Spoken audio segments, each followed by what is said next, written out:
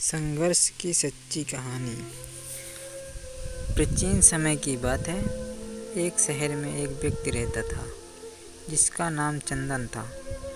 वह अपनी पत्नी और दो लड़की के साथ रहता था और वह किसी छोटे मोटे प्लांट में काम किया करता था। चंदन और उसकी पत्नी खुशी खुशी अपना जीवन व्यतीत कर रहे थे। समय का चक्र बीत रहा था और उनके लड़का लड़की बड़े होते जा रहे थे। जब उसकी बड़ी बेटी कक्षा 5 में पढ़ रही थी, तभी एक दिन स्कूल की छुट्टी के समय जब वह लड़की सीढ़ियों से नीचे उतर रही थी, तभी पीछे से किसी लड़की से धक्का लगने पर वह सीढ़ी से नीचे गिर गई, जिसके कारण उसके पैर में चोट आ गई। जब लड़की घर पर लंगड़ाती हुई आई, उसके पिता ने पूछा, क्या हुआ? तभी लड़की ने उन्हें पूरी बात बताई। पिता ने सोचा छोटी मोटी चोट है और वह सोचकर उसने अपनी बेटी से कहा कि इसे गर्म पानी से सेंक लो, ठीक हो जाएगा। कुछ दिन बीतने के बाद लड़की का पैर फूलने लगा और उसे चलने में दिक्कत होने लगी। तभी उसके पिता ने कुछ लोगों की बातें सुनकर किसी एक ओझा को ले आए, जबकि उसे कुछ नहीं आता था और वह पैर ठीक नहीं कर पाया। कुछ समय बीतने के बाद जब उसकी लड़की की हालत और ज़्यादा खराब होती जा रही थी, एक दिन जब उसके पिता अकेले कहीं बैठे हुए थे तो मन ही मन में सोच रहे थे कि क्या करें। तभी सोचते सोचते उनके दिमाग में आया, क्यों ना डॉक्टर से दिखाया जाए। तभी दूसरे दिन वह अपनी लड़की को लेकर वहीं पास के अस्पताल में जाते हैं। डॉक्टर जब लड़की को देखता है तो लड़की के पिता से कहता है कि जल्दी इसका ऑपरेशन करना होगा, क्योंकि इस लड़की के पैर में एक बहुत बड़ा घाव हो चुका है, जिसके कारण लड़की का पैर भी काटना पड़ सकता है। पिता डॉक्टर से पूछा है कि ऑपरेशन में कितने पैसे लगेंगे। तभी डॉक्टर कहता है 40,000 रुपये लगेंगे।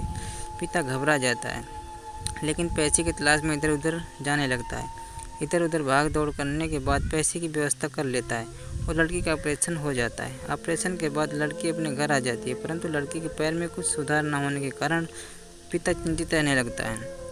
इसी तरह 4 साल बीत जाता है तथा पैर में लाख लाख रुपए लगने के बाद भी लड़की का पैर ठीक नहीं होता है। इस कारण से पूरा परिवार दुखी रहने लगता है। कुछ समय बीतने के बाद लड़की का विवाह हो गया और लड़की के जीवन में खुशहाली आ गई। पिता सोचता है कि अब सब कुछ ठीक हो गया है, संघर्षों का दौर खत्म हो गया, परंतु किस्मत को कुछ और ही मंजूर था।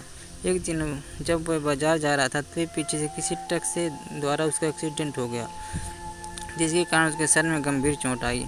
चंदन 1 महीने तक बिस्तर पर ही रहा। 1 महीने के बाद ठीक होने पर वह सोचा कि अब सब कुछ ठीक हो जाएगा। तभी उसकी पत्नी का स्वास्थ्य खराब होने लगा और वह बीमार पड़ गई। यहाँ वहाँ छोटे डॉक्टरों को दिखाने के बाद तबीयत और बिगड़ गई, जिसके कारण उन्हें वाराणसी के BH अस्पताल में ले जाना पड़ा। वहाँ जाकर पता चला कि उसकी पत्नी के पेट में गंभीर बीमारी हो गई है, परंतु चंदन को यह विश्वास था कि उसकी पत्नी ठीक हो जाएगी। चंदन इस विश्वास के साथ अपनी पत्नी को हमेशा वाराणसी के अस्पताल में ले जाने लगा। कुछ समय बीतने के बाद पत्नी की तबीयत में सुधार आने लगी। चंदन सोचा कि अब सब कुछ ठीक हो जाएगा। एक बार जब वह अपनी पत्नी को वाराणसी के अस्पताल में ले गया, डॉक्टर ने सभी रिपोर्टों को देखते हुए कहा सब कुछ ठीक है। चंदन बहुत ही खुश हुआ और वह अपनी पत्नी के साथ अपने शहर वापस आ गया। अगली सुबह सब कुछ ठीक था। चंदन का बड़ा और छोटा बेटा दोनों स्कूल चले गए और चंदन अपने काम पर चला गया। बड़ा बेटा स्कूल में सोच रहा था कि चलकर माँ से कुछ बातें करेंगे। तभी 11 बजे उसका मित्र आता है और कहता है कि चलो तुम्हारी माँ की तबीयत खराब हो गई है। बड़ा बेटा दौड़ता हुआ अपने घर की तरफ आता है। तब तक बहुत देर हो गई होती है, उसकी माँ की मृत्यु हो चुकी होती है। बेटा माँ को देखते ही फूट फूट कर रोने लगता है और वह अपनी माँ का अंतिम संस्कार करता है। 1 साल तक पूरा परिवार दुखी ही रहता है। कुछ समय बीतने के बाद दुखों के बादल छट जाते हैं और चंदन अपने लड़का और लड़की के साथ सुखमय जीवन बिताने लगता है।